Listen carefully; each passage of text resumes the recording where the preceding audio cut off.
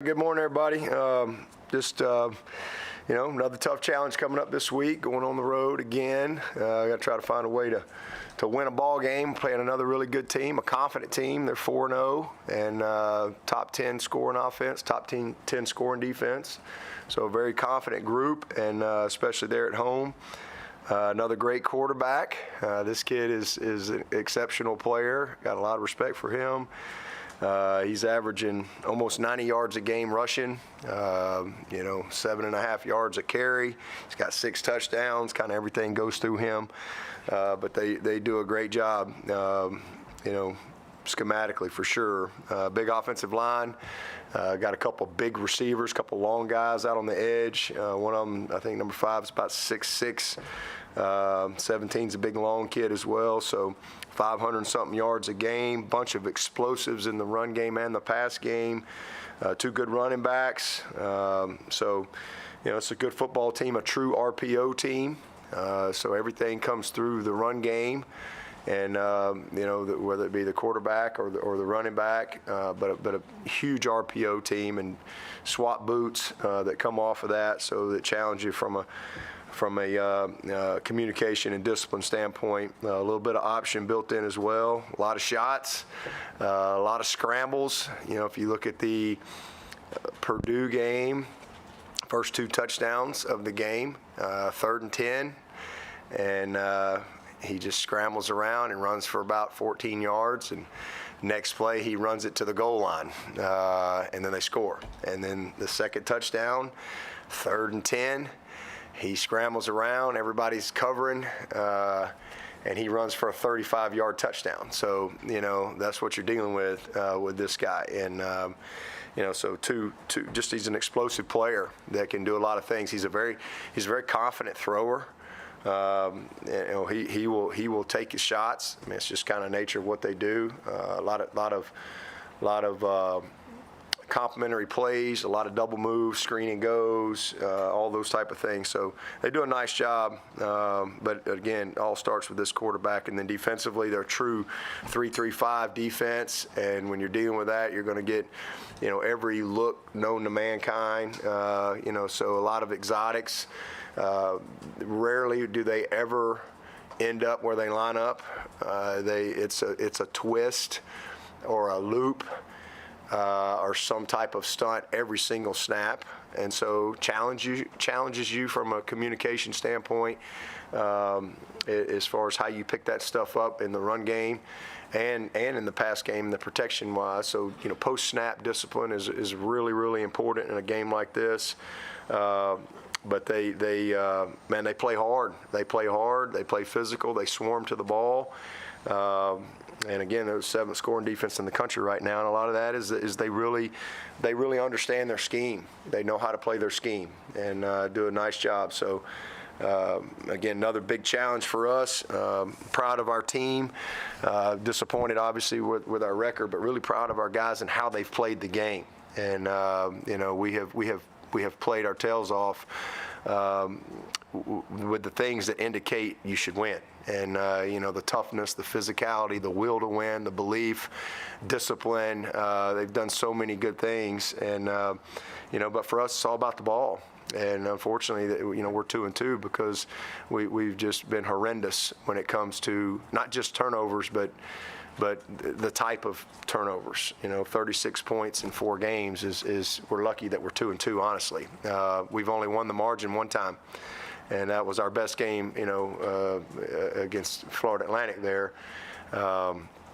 We lost it against Charleston Southern, but we were just that much better than the opponent. But when you play good people and, you not just turnovers, but where they are, it's critical. And not only where they are, but, scoop scores, pick sixes, things like that. You put yourself in harm's way because, what we're doing offensively and defensively indicates winning.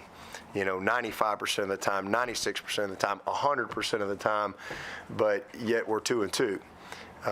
And that's simply because of the ball. And we got to do a better job of that, and we just got to play through it. And I've been around long enough. I know that if you play the right way, that'll turn for you. And these guys are playing their tails off and are getting better every single week. We're getting better.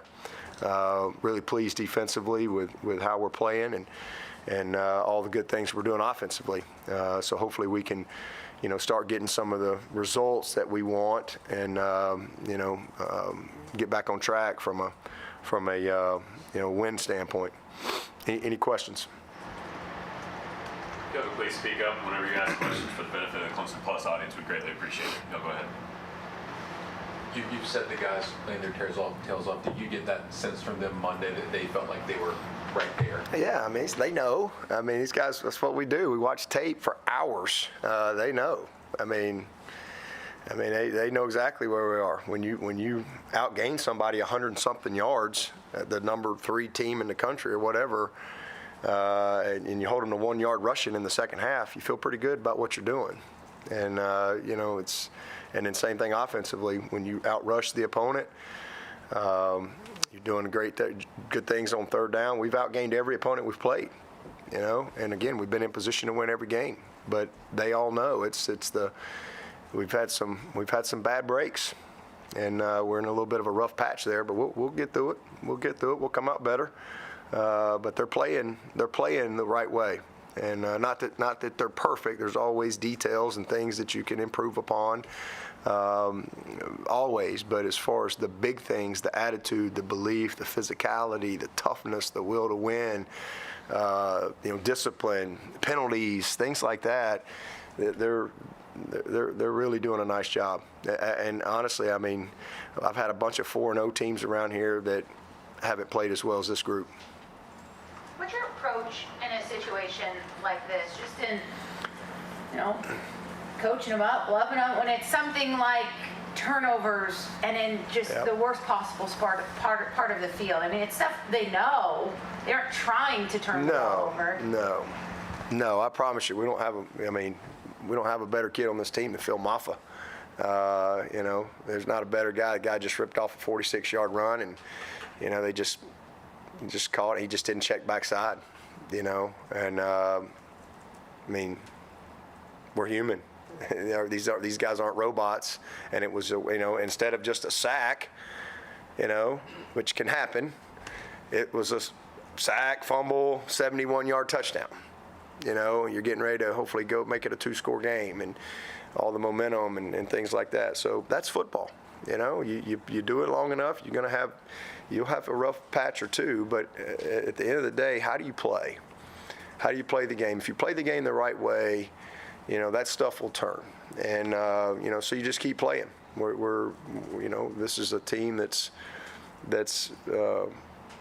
close. They're tough. They're physical. And, you just tell them the truth. You always be honest. There's been a lot of times where we've lost around here, and everybody gets the truth. But this is a situation where we've really played well 4 games in a row. Our record doesn't show it, but we've played well outside of the greatest equalizer in football, and that is the turnovers. And again, we're fortunate that we're 2-2 and not 1-3. Because when you play good people, and Duke's a really good team, Florida State's a really good team, and you statistically dominate the game, you don't take care of the ball, you get beat. And that's ultimately been the difference in our season to this point. So you just got to play through it. It's unfortunate, but we've had a lot of good fortune too. But the main thing is how you play the game. If you're committed to playing the game the right way, preparing the right way, eventually that'll turn for you, and it will. So they're a pissed off team, because this is, you only get 12 opportunities to play, and you work all year for it, and you feel like you've missed out on huge opportunities. So you own it, you look at it, but you press on. That's what football teaches you. You just get up and what are you going to do about it? Well, let's see if we can have a good practice today. Let's see if we can go win this game, and start going from there. That's what you do. With Schrader and it being a true RPO offense, how much is kind of designed to get him out, and how much is he feels pressure and just takes off? Well, the two big plays in the Purdue game, he just takes off. He just gets back. They're in man coverage, and they got him. One time they actually have him, but we got plenty of tape where we had him too, and we don't have him. He's a big, strong kid, and he's just got a great feel. He's fast. He's faster than he is quick, but yet he's very elusive. He's just kind of slippery in the pocket, even though he's not a quick twitch guy. But you let him get outside, he's gone. He can really, really run, but he's just got a good feel for stepping up, pushing out one way or another. But you look at those two big plays in the Purdue game that led to the 2 touchdowns. He just scrambled around. And next thing you know, he's outside, and there he goes. And one went for a first down and then a score. The other one was a 35-yard touchdown. But they do a lot of design runs too. He is their leading rusher. So they're going to run a lot of speed option with him. They certainly run some zone read stuff, but they run a lot of midline where they actually, they're reading a D tackle. And they do it different ways. They'll read the D tackle, the true power read where they'll read the D tackle, and if the D tackle's chasing, he'll pull it. And they also will run what we call the reverse power read, if you will, where the back's coming, everybody's blocking that way, and he'll read the D tackle. And if the D tackle kind of goes to the back, then he's running out the backside. He's basically the running back. So they do a lot of different things that challenge you. So you got to be careful. They run a lot of swaps and swap boots, which creates conflict for your linebackers. And so you got to be careful not to over squeeze at defensive end. So it's everything's designed through this quarterback. Ball's in his hands. And he makes them go for sure, because he's making a lot of decisions, whether it be through the RPO game or his run game decisions that he's making, whether he's running it, giving it, and then his creativity scrambling the ball and his ability to break tackles. And then what doesn't get mentioned about him, because you look at all these stats, guys, 90 yards rushing, 6 touchdowns, 7.5 yards a carry. What doesn't get mentioned about him is he can throw the football. He is a confident thrower. He will flat out let it rip. And you don't hear as much about that with him, but he's a good thrower and creates a lot of problems. He's made some big throws in scramble situations. I think it was Western Michigan maybe. Same thing, scrambles around, and next thing you know, a DB's eyes go to the backfield. They lose their guy. He throws it, and it's about an 80-something yard touchdown pass. So you have to have great discipline in your scramble coverage. And what I mean by that is you got to stay with your guy. You got to let everybody else do their job. And you rally late if he crosses the line of scrimmage. But as long as he's behind that line of scrimmage, you better cover your guy. And so it takes a lot of discipline, because he can create time. He can most of the time you think of a play 1.8 to about 3.2 seconds, from a pocket standpoint, and he can extend that sucker to days, it seems like, and that's a long time. So you got to really, really be disciplined downfield and not come out of coverage. So he's a really good player. I got a lot of respect for him. He's one of the toughest kids you're going to see, and Dino does an awesome job, schematically and really putting them in a position to win. How much confidence do you think it gives your defense that y'all were able to contain Travis and pressure him and make him uncomfortable in kind of a similar Our defense is incredibly confident, not just because of that, just because they put the work in. We're freaking good. It's a good defense. They've been in position. This defense ought to be 4-0. Again, you can nitpick in a play here, a play there. This defense has played their tails off, and it's unfortunate that they're a top 10 defense, but they're not a top 10 scoring defense, because our offense has scored, a bunch of points against them. They're confident because of the work they've put in, the preparation they put in. They're playing tough. I'm really proud of them, and we just got to continue we got to continue to play that way, and if you only, and they've done that for 4 straight games. So, if you only play that way at home, or if your record is this, or if you're playing a team who's good or bad, whatever, then you're never going to be consistent. And I think they've created a lot of consistency in their performance and have gotten better every week. And so that's why they're confident for sure, but certainly playing a great team, and a team that went up and down against the field. LSU went up and down the field, 45 points, and they rushed for 22 yards. Again, you can track that. That won't happen again this year. I'll guarantee that. That's a really good running football team, and quarterback and running back. So, but their confidence comes from their preparation. How similar or different is Schrader from Riley Leonard, and what does that entail? They're similar. They're very similar. Big, long dudes that can break tackles and can really run when they get out in the field. But Schrader's just more experienced. It's just got a lot. He's got a little more water under the bridge. Nate Wiggins, I guess, do you anticipate him practicing this week? Day to day. Yeah, he's day to day. Moved around last night, and I think he'll get better each day, and we'll see.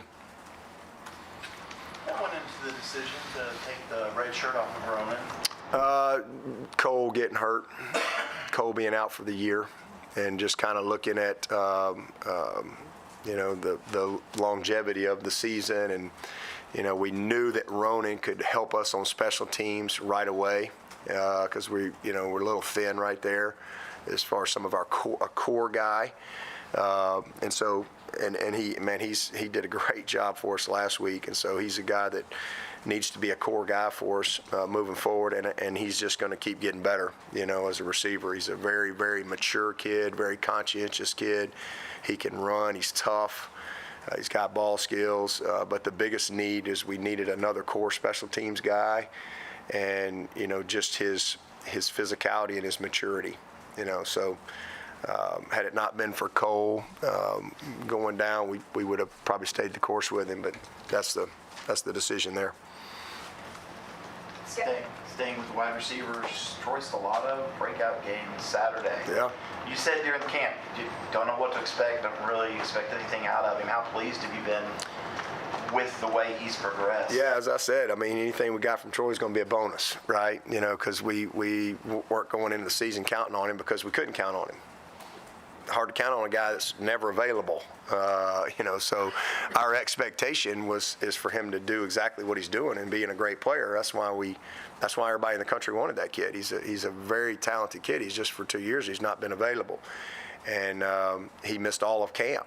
So, but he's worked his butt off, and he's in a good spot. And now that he's had a little bit of success, I think again, if he stays available, I think you're going to continue to see him soar because kid can play, he can run. Now the brace, and I don't know if you've noticed, but now the brace is off. They wouldn't let him play without the brace, but now the brace is off, and so he's incredibly confident. He's got a little swagger to him. He's a tough kid. He's a snatcher. He really doesn't catch the ball; he snatches the ball, and that's he's different that way. He's a guy that has already helped us, and he's got his whole career in front of him. He's still technically got this year and 3 more years since he missed all of last year as well. So he's got a whole future in front of him, and has the ability to be a really, really good player. Hopefully the tough breaks and injury bugs behind him, and if it is, I think you'll continue to see him rise. What's the latest on Antonio? Getting better, same thing, day to day, improving every day. Dabo, Good. a couple of your players speaking yesterday, like Rook and Mitchell Mays, talked about how they've been able to dream so big with this program, but because of this 2-2 start, they've kind of had to shrink that dream and be more realistic. Yeah. How do you lower expectations without lowering the standard? I don't think we lower expectations. You might have to get a new dream.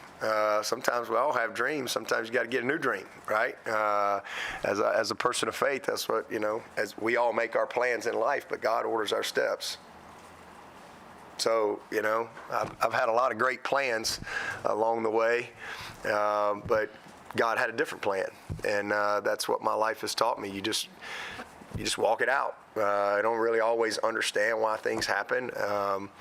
There's been but my life has taught me that, when I've been incredibly disappointed in my life because something didn't go my way, I didn't get the job I wanted to get, whatever, and it didn't go according to my plan.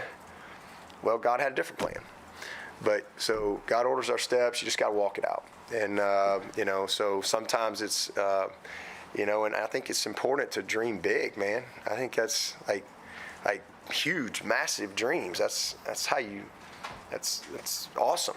But sometimes you got to tweak your dream a little bit, because of you got to keep moving forward. So God's plan is always bigger than our plan. We don't always understand why things are happening. Again, it's disappointing because this is one of the best teams I've had, and this team's better than some of the 4-0 teams I've had, and they're playing really, really well. They just haven't been rewarded for it, and your heart hurts for them. But what a great opportunity we have to respond. What a great opportunity we have to grow. Something good comes from everything, and so you just let's see if we can win a game this week. That's what we need to do, and we can worry about whatever after that. So let's just dream about beating Syracuse this week. If we can get that done, and we go from there. A lot of great days ahead for all these guys. As you talk about the good that can come from losses, what is Katie, do you think, learning? What are some of the younger guys on offense learning? Yeah, we only got one senior on offense in Putnam. So I think not just them, but we got a lot of really, really talented guys on this team that, they're learning a lot of lessons. They're learning that, every game is the biggest game of the year at a place like Clemson, right? And they're learning that the difference in game, like championship caliber games, is one play. Literally, one play. These guys, without a doubt, are 3 plays away from being 4-0. That's a fact. And being top 3, 4 in the country, and everybody's telling them how great they are. That's how small the margin for error is when you're in championship level football. So they're learning all that, how critical every play is. So they're also learning some good stuff about, how you're supposed to play the game, and because they're getting a lot of results. Maybe not quite on the scoreboard, but they're getting a lot of results as far as their individual improvement and growth and development offensively, defensively, and some things in special teams as well. Have you seen Cade grow as a leader over the last 3 weeks? Oh, what, yeah. what does that look like and sound like? Just complete ownership, confidence, gristle up a little bit, a little bit of alligator skin, good for you, and that's going to serve him well for the rest of his career. He's been awesome. He's been awesome. Somebody asked me last night about him, and I was saying that, some people like football, some people love football, and that kid loves it. He loves it. He loves it all. He loves every bit of it. Practice, training, planning, film. He loves it. And he's a natural leader, and y'all have all seen it. The kid's gotten better every week. Again, I know he's had some freaky football stuff that has happened to him, but he just keeps getting up. Kid's a winner, and when his career's over here, we'll all look back and be like, wow, we had a special dude right there. He's on his way. He's on his way. Yeah, but what has Tyler Brown unlocked for this offense? And also, he looked like he was in some pain. I know he's able to come back into the game, but how's he doing shoulder-wise? Yeah, he's tough, man. That's a tough kid. Tough. There's probably not many guys that would have been back in that game. He's We talk about the eye of the tiger all the time. That kid's got it. He is the epitome of it. Kid loves Clemson. He can really run. He's very confident. He's a great student of the game, which is one of the reasons he's been able to progress so quick. He really catches on, and he's very mature. So I'm just really proud of him, man. But he's same thing. Another one of those young guys that's got a long future ahead of him. Not a ton of snaps for Wes against FSU. Was that an injury situation or just a personnel situation with what they're Just the doing? way the game went, yeah. I mean, he's just didn't get in there. I think he played 17, 18 snaps and something like that. Played all special teams too, but Barrett and Trotter are the starters, and they got most of the reps in that game. But he'll continue to play more. Anything different Rocky Long does schematically? I know he does. It's the same 3-3-5, but is there anything?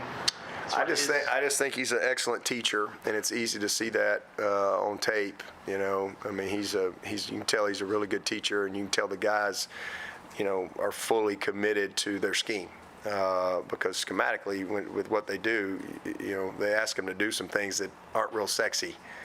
It's not real sexy to be outside guy and, fly 2 gaps across and hit somebody in an ear hole.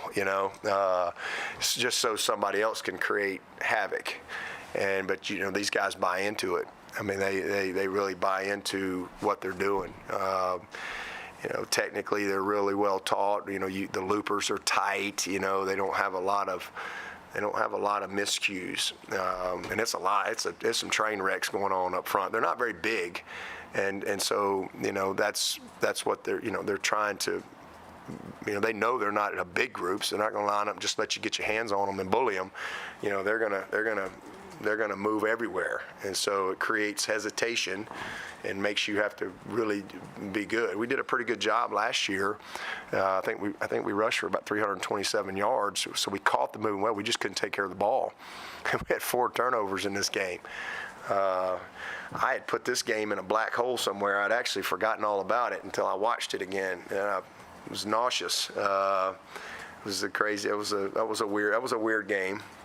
Fortunate to win the game last year. We did a lot of good things, but we had some. DJ had a couple of miscues, and Shipley had a turnover, and we had the fumble at the 5 or whatever. DJ dropped the ball and went like 90 yards for a touchdown. It was crazy, but we settled in and found a way to win the game, and I thought we played really well. And the quarterback got some yards on us, but I think we shut them down in the second half, which gave us a chance in that game. And then the difference in the game is they didn't get any points off of the turnovers other than on our defense. The defense held them, but they were kind of normal turnovers. It's not just a turnover. Where is the turnover, right? I mean, we had we had 1 turnover. It was like just past midfield. We stopped them. We had 2 turnovers backed up in our red zone, so they're backed up, and we stopped them. And so that was a huge part that allowed us to win that game last year. But I mean, they're just a well-coached group and believe in what they're doing, and they understand their techniques and positioning on the back end and how they use that rover and how they adjust formationally. To what you're doing. So just a very well coached group that believes, and they swarm, they play hard, they play physical. And I think that's, again, I always talk about how you play gives you a chance to win, and they play the right way. That's a reflection of their coach. Talking about the challenge of covering them when Schrader's scrambling and extended plays. Ball's going to Gadsden a lot when you prepare for this team last year. Now they're spreading it out more without him. How does that change your strategy in terms of having to defend more of the field in that way? Yeah, they still do the same thing. I mean, it's just, schematically they're still doing the same things. Not much difference there. Got different guys out there. But they've got a couple, like I said, long kids, 5 and 17, or, you got a 6'6" guy that, they're going to take their shots when they see man coverage. And, when you play man coverage, you got to make sure that you have some rush lane integrity. You can't overrush this guy. and he loves to go forward. He's a guy. He knows how to run the ball like a running back, and if you get any type of rush lane, he's running, and it's a problem. He's going to keep him on schedule, but he'll take the shots as well. So not really any different. Again, different people, but schematically they're the same. Big bodies.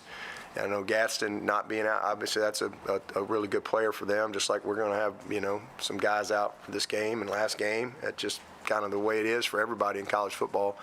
But they got good players. With Mitchell Mays, how do you feel about him in pass protection? He's been moving around a little bit. Talk about Syracuse and how much they slant things like that. Yeah, I think pass protection is probably what he does best, honestly. He's a smart player. He can play anywhere for us. Mitchell, he of the four, that was probably I would rank fourth of his games, but he still played solid, and but he gets it. He's very smart kid, understands how to use his hands. He recognizes things defensively. He sees tips and tendencies. I mean, he's a smart player, which is why he can play left tackle, left guard, right tackle.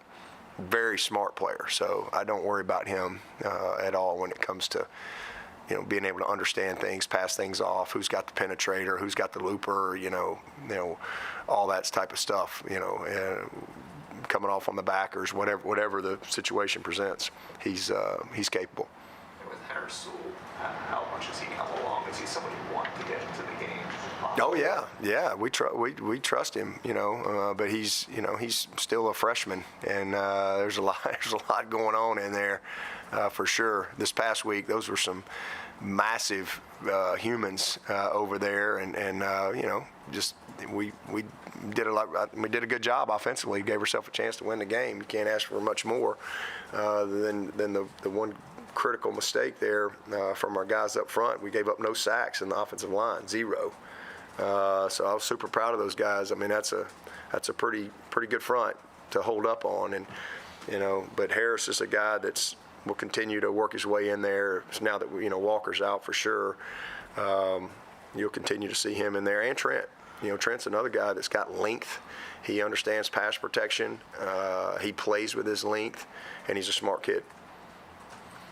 You've already played Khalil Barnes and Tyler Brown and some of these other guys. Now with some of these injuries, are there any other, TJ Parker, some other freshmen that we may start to see some more of as we go along? I mean, TJ Parker's playing starter reps. I think he might have even played more than one of our starters. I don't know. I mean, we kind of we got 3 guys that we kind of see as starters at DN that are kind of splitting the reps.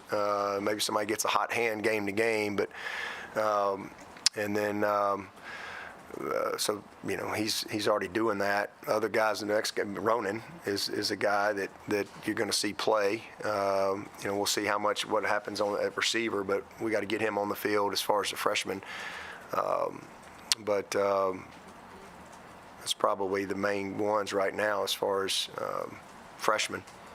Harris, another guy you'll continue to see. Olsen, Pat Henry's a guy that's we've kind of committed to playing, as we go through the season. We'll see how, but, it's hard to get a 4th guy in right now, but as the season's long season. So as we go through the totality of the season, we'd like to get him some experience as well. We think he's going to be a great one. Can't remember if you've answered this, but Jay Haynes, did he have some sort of foot? Yeah, he had an ankle sprain. So, hopefully we'll get him back here soon as well. Yeah, but you've talked a lot about the 3rd and 1 and needing to call that just as a run and not an option, but I'm just curious. I know it's easy to armchair quarterback or second guess any decision in any game, but as you went back and watched the tape, were there things you wished you could have called differently or done differently in that game? Yeah, really, I mean, the only thing I wish we'd have done differently was the one series where we missed the field goal. First or second down, I wish we'd have taken a shot right there. That's probably the one call Garrett wishes he'd have had back. And, this first down call was fine. The second down call, we had a call that he really liked. You know, it was kind of a game plan deal, and it just didn't work out like we thought. And you know, but it's 3rd and 1 in overtime. You know, it's a different situation. That's one you wish from a coaching standpoint. You've got that locked. It's not even, you know, again, yeah, and you want your quarterback to situationally just like be a little more aware right there, but that's on us as coaches, you know, learning situation. And so that's probably about it. Other than that, I mean, you know, again, we had almost 500 yards of offense. We had a couple of negative, we had about 30 yards of negative plays because of we dropped a snap. We had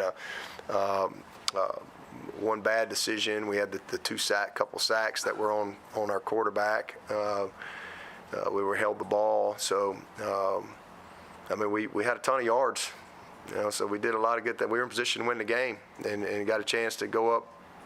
We had a 10-point lead twice and had a chance to maybe go on a 14-point lead, and anything can happen there. So just didn't get the one play that we needed. So, yeah, you look back at a game like that, and even when you win, you look back at games and you go, you maybe you do make a different call here or a different call there.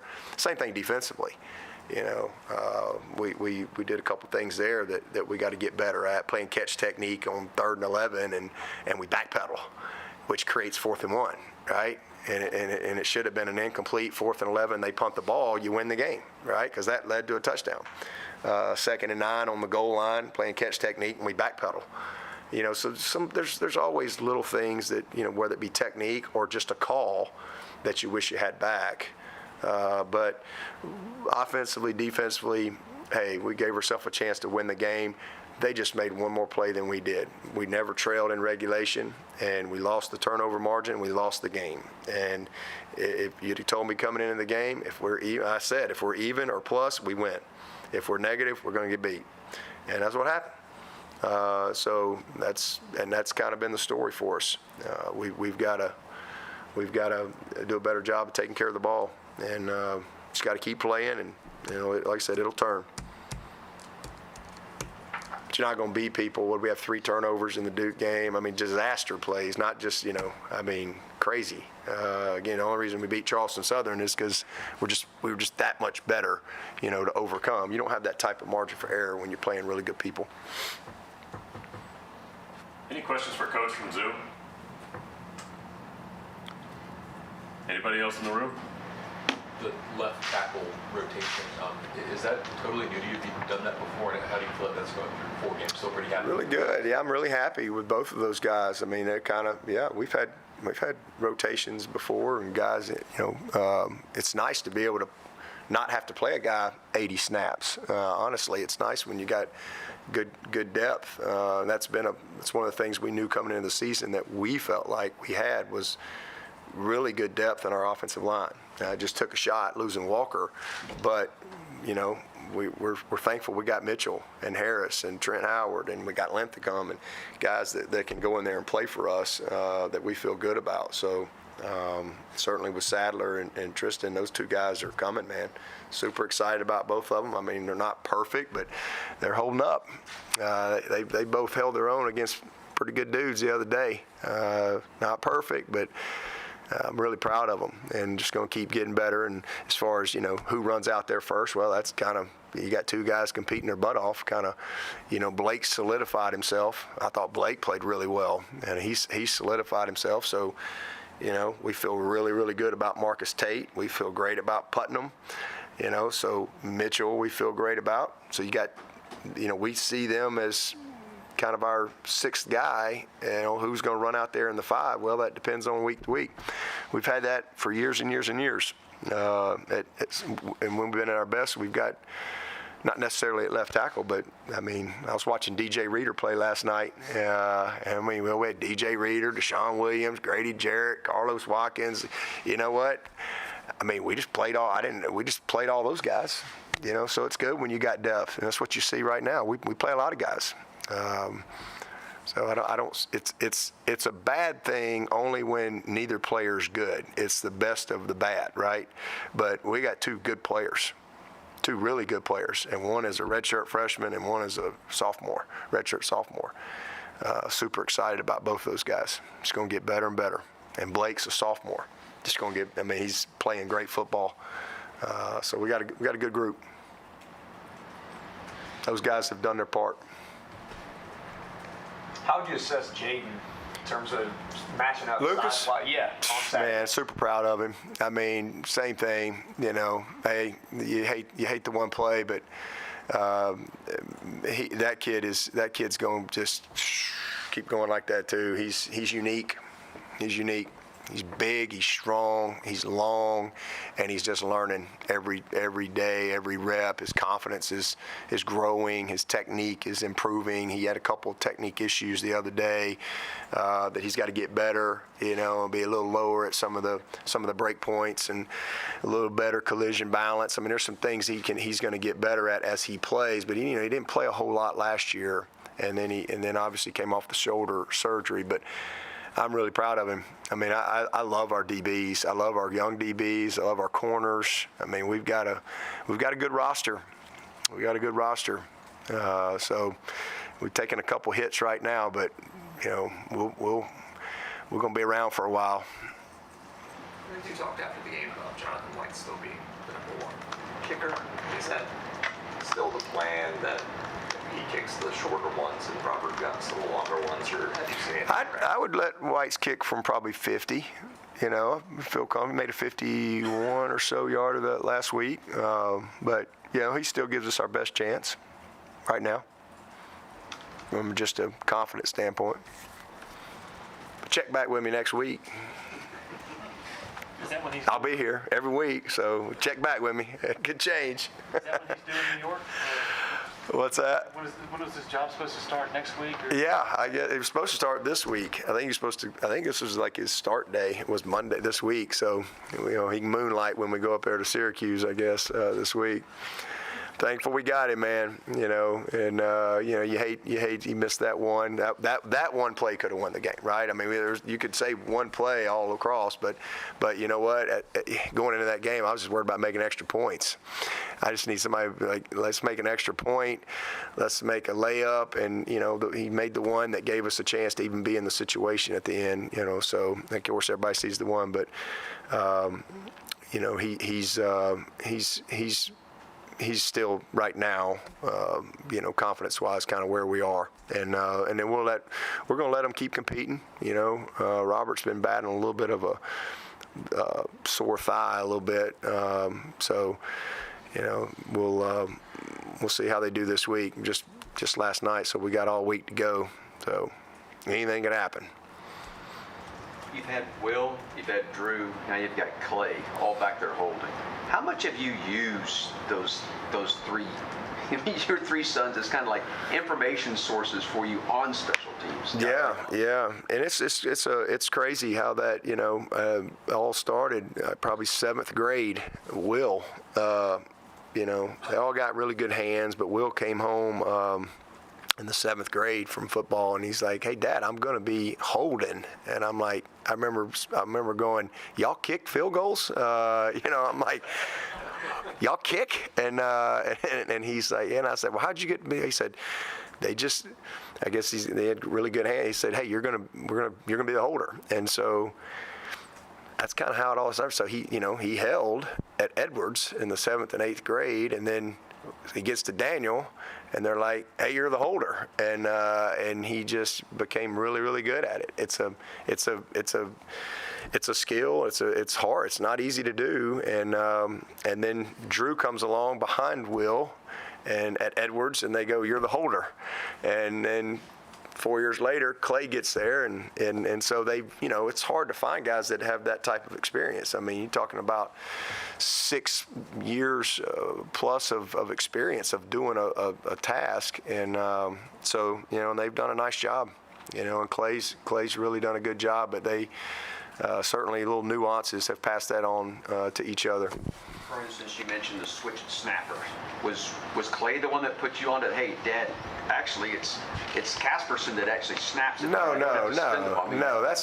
Heck no. We track that stuff. That's a chart. That's something we chart. And you know, you chart that, and for whatever reason, Flo just kind of got in he's still in a little funk. Honestly, when it comes to, it's just like a glitch. I don't know how to, but most snappers, it's more rare than the norm that you have to turn it. You may be just a nudge, but most of the time it's just catching plays, with good snappers. And Flo just kind of gotten himself where it was like every single snap we're having to spin the whole ball. And it's just something we've always charted. And Casperson's really good. Casperson was trying to win both jobs. And Casperson, he wants to win both jobs. Flo wants to win both jobs. They like each other, but they both want to run out there and be the starter. And so it's just one of those things competitively you track. And then and Casperson, he's just money. I mean, he's like 90-something%, catching plays. And so all through camp, and Casperson was like, 40%. So it was just a drastic, that's why we made the change there. And then they were both about .66 on their snaps and punt team. I mean, it was just, so competitive right there. And so they're right there together. And Flo just brings a little bit more coverage ability. So, you wouldn't sacrifice the snap for coverage ability, but when they're dead even, so it's just kind of weird how that all worked out. But no, that just came about from just what we're seeing in practice every single day. Has Swanson been maybe about the most overlooked guy so He far has. to do the job he's doing? He has. Kid's been, he's been really consistent for us. I'm really proud of him. He's 2 60-yarders. He's the first guy I've had do that since I've been the head coach in the same game, and I think he was 53-point-something average, and he's just been steady. He's been very, and it's amazing because this time last year going in the first game, man, wow, I wasn't, he just confidence-wise wasn't quite where he needed to be, and now he's just very confident, very sure of himself, and has done a nice job. And he can kick. He's a guy had it. He would have started at kicker for us last year if we hadn't had last week if it hadn't been for Whites. He doesn't really want to kick, but he can kick, and he's pretty solid, and definitely our second kickoff guy. Right now, but he's definitely a guy that's been overlooked in our season right now. He's been very steady for us.